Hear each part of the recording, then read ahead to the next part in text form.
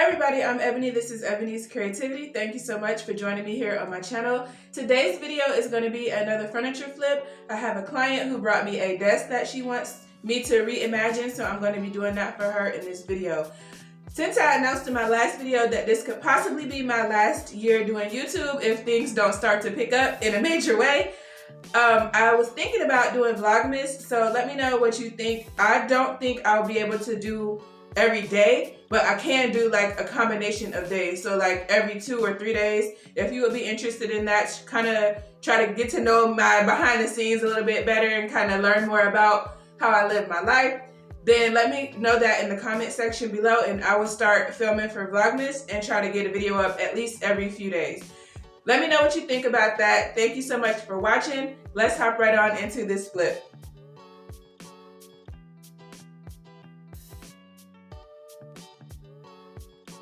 We are starting out this flip like we have never started out before, and that is with some cleaner. I'm using this TSP substitute as well as some Dawn because this piece is filthy dirty and I just want to go ahead and clean it before I can start. You see, it's got like some kind of cobwebs and some kind of moldy looking substance. I just want to make sure that I'm going to be able to clean this up before I proceed with the flip. So I'm starting with this upside down because that's how I was able to push it onto my deck. And I'm going to start out by vacuuming up the cobwebs and the little spider eggs. And then I am going to go in with my cleaner. I'm going to be adding a little bit of bleach because I'm a little afraid to just stick my hand in there with that mold, and I'm just going to go ahead and scrub this down, and I'm going to leave it outside for a little bit after I clean it just to get it some fresh air and just to make sure that this is going to be suitable for my client. Check out all this gunk that came off the bottom of this piece. It seems to have cleaned up pretty nicely, so I'm satisfied with how this looks, so we can go ahead and proceed with this flip after this dries out a little bit more. So now I'm going to flip this upright and we'll do what we normally do in the beginning, which is take a look around the piece and see exactly what it is that we're working with. Taking a look around this piece, I'm sure the first thing you notice are the water stains and the deep gouges on the top. And this piece is solid maple, so I will definitely be able to get those sanded out. Also, one of the handles fell off, but it did come with the piece. I stuck it in one of the drawers. Aside from the top, everything else seems to be in pretty good condition. This is going to be the first time I have to really check out the back of a piece, because normally I just do dressers which have cardboard or hardboard on the back, and I don't really have to worry about those unless it's like rotten or in really bad condition. But this is a client piece, so I know that it will be in the center of a room, so we're going to have to refinish this whole piece 360. The drawers are in decent condition. Some of them have like some kind of oil spill, and this one has some kind of candle wax residue, but I should be able to go ahead and clean these up pretty nicely. And there appears to be 4 drawers, but in actuality there are only 3 on each side and that one in the center. So here is what we're starting out with. My first step will be to remove the hardware and place it in a plastic bag. I don't think I'll be reusing these, but I still like to keep them together. And then these scratches are really deep, so I'm going to start out with 80 grit sandpaper, which is something else that I don't typically do. Normally I just use 220, but these are really deep. I'm not sure how that's conveying on camera, but I can stick my fingernail in them. That's how deep they are. So I'm just going to go ahead and hit them with 80 grit, and then I'm going to follow that up with 220 grit.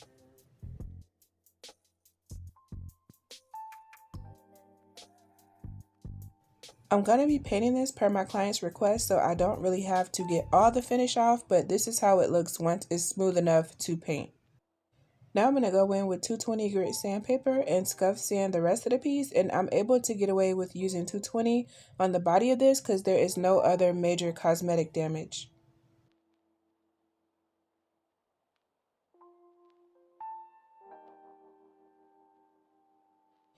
Now that my scuff sand is complete, I'm going to go ahead and make this piece look a bit more modern by squaring off these wavy edges.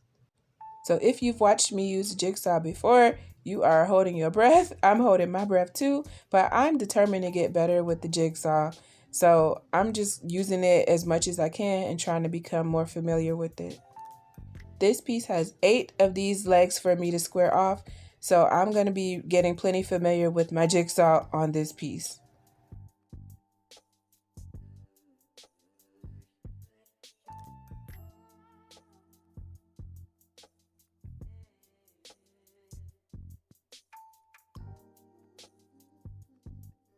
So here's how my first cut came out. For me, this is very good. If you've watched me use the jigsaw before, you know this is like professional level when it comes to my skill set. So as soon as I thought I was confident in getting into my groove, my first cut was successful.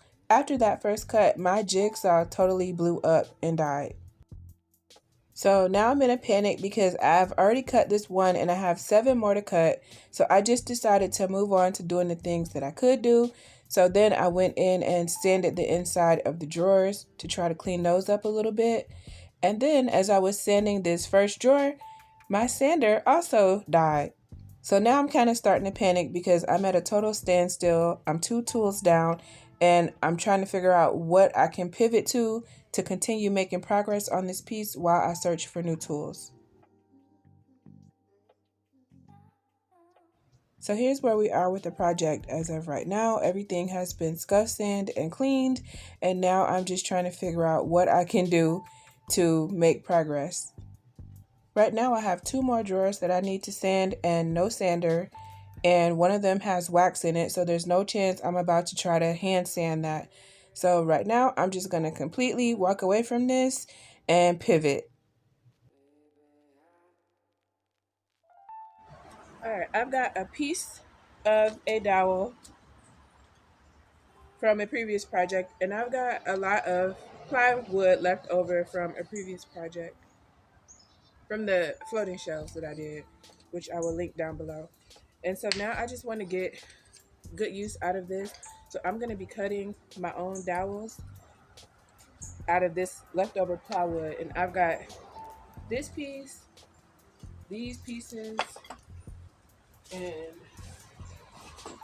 a couple of other big pieces to cut. So I'm just going to be doing some DIY dowels so that I don't have to spend any money, since 2 of my tools went down during this project. So that's what I'm going to work on now. Alright, so I'm on the table saw. This is another tool that I'm really afraid to use. I know I'm probably not using it properly, and I also do not wear proper safety equipment, but I just feel constricted. Like if I'm wearing goggles and gloves, I feel like I can't really feel the wood and I can't really see once the goggles start getting foggy, and it's just a hot mess, so I just go without. I did what I always do when I need tools, and that is hop on Facebook Marketplace. I prefer to buy used tools because I feel like you get more bang for your buck. So I got this $160 jigsaw for 30 bucks, and I'm very happy with that. And it also came with additional blades. So that's why I prefer to get my tools secondhand. I was able to set up a proper stop on my jigsaw, so I made quick work of these dowels, but some of them did get a little bit wonky just because of my skill level on the saw, or lack thereof. So I had to go ahead and end up sanding all of these pieces as well. The sander I feel a little bit different about buying secondhand, and that's because they're so cheap to buy new. Might as well, not really going to get any really good bang for your buck when it comes to sanders. So I got this another one like the one I had before from Harbor Freight. That one did die out on me when I needed it during a project, but it has lasted me several years, so I was okay with getting the same one again. Amateur wear, because I'm cutting like a pro with my new Bosch jigsaw. No, I'm just playing, for real. I still don't know what I'm doing, but I did go ahead and start trying to use this, and some of my cuts came out really good. Some were a little bit wonky, but I'm able to sand to straighten them out, so I didn't really worry about it too much. But I do want to get really good with this jigsaw as well as the table saw, so this project gave me plenty of practice with both. Really hazy outside, so the footage is a little bit blurry, but I'm going to go ahead and wipe this piece down, and I'm just using Dawn and a microfiber cloth and some warm water.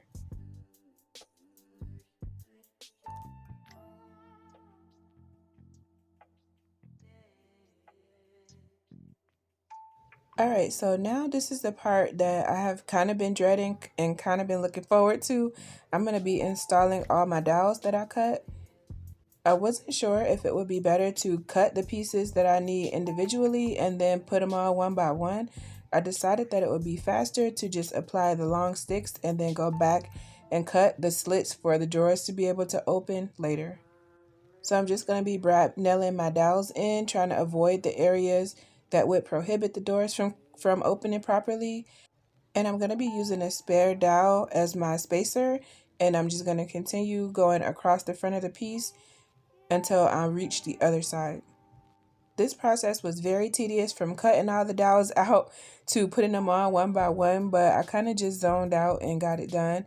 Every now and then I was nailing the wrong piece, like I nailed down the spacer instead of the actual piece that I should have, but I was able to just lift it out, and if the nails stuck in the piece, I just cut them with my Sawzall. And other than that, it was pretty painless, just kind of time consuming. A few weeks back, I put up a poll asking what you guys would like to see me do on the channel. So one of you requested fluting, so here I am doing fluting. So when I put those polls up, or when I ask you guys for suggestions, make sure you chime in, because I will definitely do the projects that you guys ask me to do if I know what it is that you're looking for. I made a rookie mistake and I didn't realize it till after all my fluting was in, and that's that I forgot to plug these little holes. I won't be reusing the old hardware, so I should have filled those holes in, but I'll just have to kind of try to do it in between my flutes because I'm not going to be removing them. Here's how everything is looking with all my fluting applied. At this point, the drawers are kind of nailed shut, so they're inoperable, but I'm going to go ahead and release them. I'm going to start that process by drawing some lines where I need to cut the openings. So I'll be doing lines on top and bottom of each drawer so that they're able to be pulled out without the fluting stopping them. I was not looking forward to this part because I definitely don't have the most steady hand, and I know I'm going to have to cut this with my Sawzall, so I'm just not looking forward to it, but I'm going to give it my best shot because that's what I always do, and it always seems to work out for me fine, even if I have fears in the beginning. Sorry this footage is kind of shaky, but I hold the camera with one hand while trying to work with the other. I just wanted to show how I went back and filled those holes in with wood filler with a flathead screwdriver, because that's the only thing that would fit in those cracks. Ultimately, I will conquer my fear of the circular saw, which is probably the better tool to be using to do this, but since I have not conquered it yet, and I do not want to mess these flutings up because I don't have time to be doing it over and over again, I'm just going to do it the way I know I can get it done, and that is cutting each piece by piece. Using these tools that I'm not that comfortable with quickly gives me anxiety, but I found that moving quickly kept my line straight. So I'm just trying to go down the straight line as quickly as I can to make sure that I don't have a bunch of uneven cuts.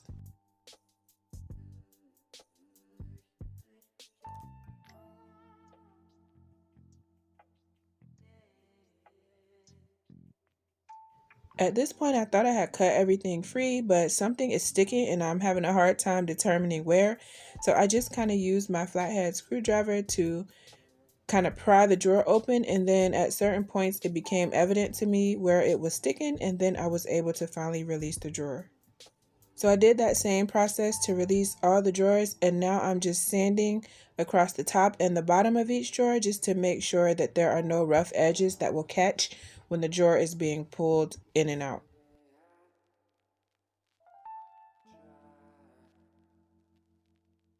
And as you can see, I did lose a few of my pieces, but I'm going to go ahead and reattach those off camera, so don't worry.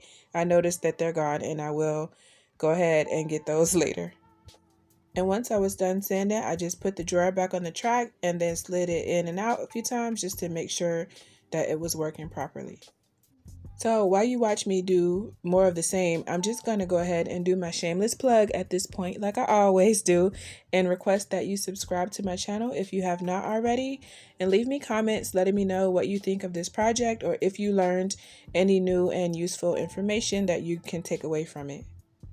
And if you are too shy to comment, then you can just hit the thumbs up video. That will still help my channel grow, and I appreciate any engagement that you guys have to offer me at this point.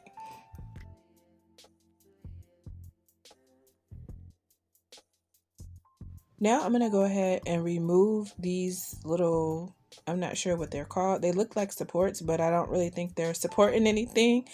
There's 4 of them on here, so I'm going to go ahead and remove them. Let me get a little rant in really quickly. I have the biggest difficulty with removing flathead screws. Like, what the actual hell? Who made these legal? Like, somebody should have outlawed them a long time ago. I deal with a lot of old furniture and I can't seem to get away from it.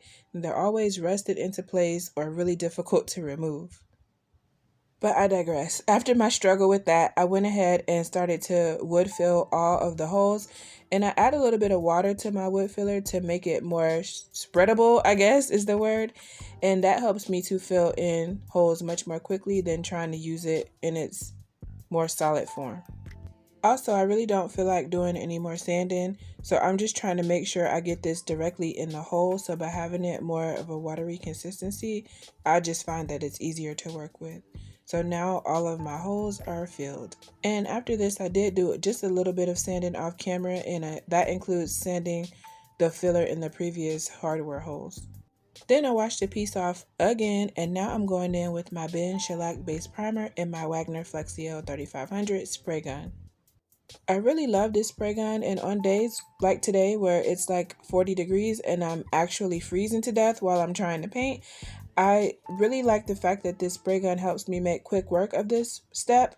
But this thing gives me a lot of problems with the replacement heads. I don't know if they're different quality from the ones that came with the piece, but they just give me a lot of problems. You'll notice some drips starting to happen as I'm trying to make progress, and I don't know what's causing that, but like, come on, man, like, it's freezing cold and I'm just trying to get this done so I can get in the house and get me some heat.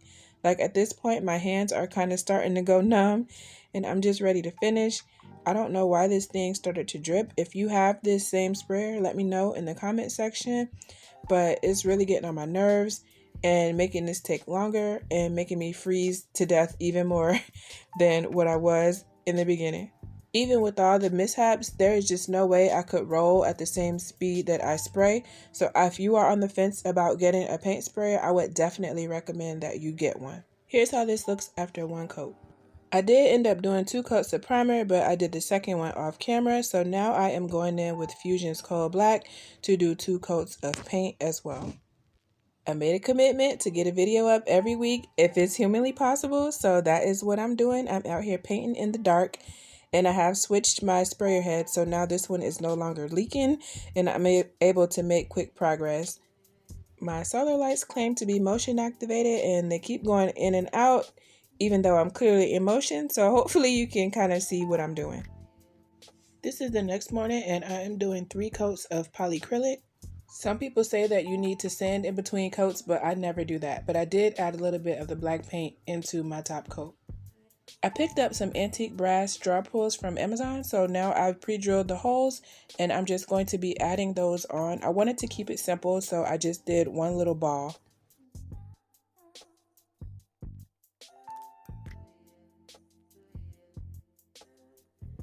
The measurements on this piece are not 100% symmetrical, so on this left side, my pull fell right in the middle of one of my fluted pieces, which is what I wanted. But on the right side, it falls in between 2 pieces, so I wasn't sure if I should try to make it look the same by putting it on this flute or if I should just put it in the center.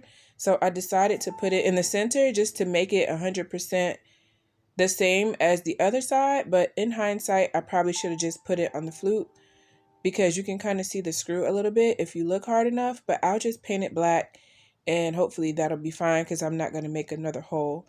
So what would you have done in this case? Leave a comment and let me know. Now my project is complete, so here is the before and here is the after. Leave me a comment and let me know what you feel about this piece. I really love it. One of you guys requested me to do a fluting video, so hopefully, I think it was a guy who requested it will see this and hopefully I did it some justice. As you can see, it was able to clean out the drawers nicely. I'll probably oil them up a little bit before I give this back to my client, but it is freezing cold this day and I'm just trying to take these pictures and get in the house. So let me know what you think. Thank you so much for watching. Please subscribe to my channel if you have not already. Let me know what you think about kind of like a behind the scenes style Vlogmas-esque series of videos after this one. I've already been filming so I can put it out pretty quickly. Let me know what you think. Thank you so much for watching, and I will see you all in my next video.